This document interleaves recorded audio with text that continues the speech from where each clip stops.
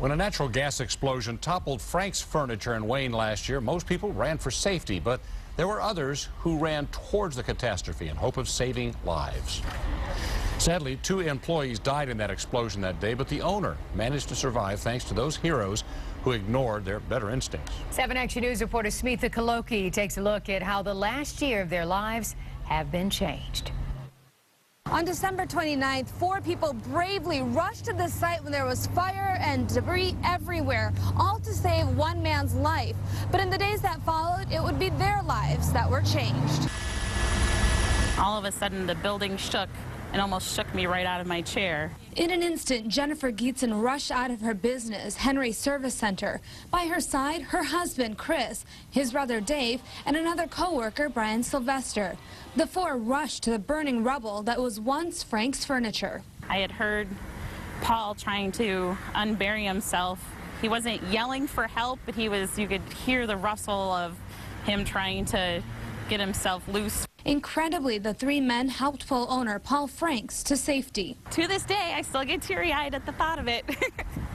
You know, the boys risked their lives to save somebody else's at mere instinct. Fame followed them in the days after the explosion. Most curious minds asking the obvious question, why would they run toward a dangerously devastating mess? We were told, what made you do that, a million times? Like, you know, I really didn't think anything but the fact that we knew that there were people there at that time. The bodies of James Zell and Leslie Macniak, both workers at Frank's, would later be pulled out of the rubble, leaving doubt to creep into the minds of these heroes. Those were thoughts that cross your mind after the fact. Well, wow, if some of us would have went to the front, would have we been able to save somebody else? Perhaps a little camera shy after all of the unwanted attention. Of the 4, only Jennifer chose to speak with 7 Action News.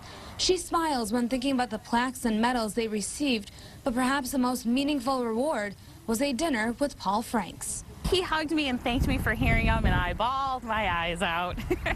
It was nice. He cried, I cried. Jennifer has stayed close to the cause. She oversaw how the $20,000 raised by the community were handed out to people affected by the blast. It was heartwarming to see such a small city have such a big heart. But today, it's mostly business as usual around the shop.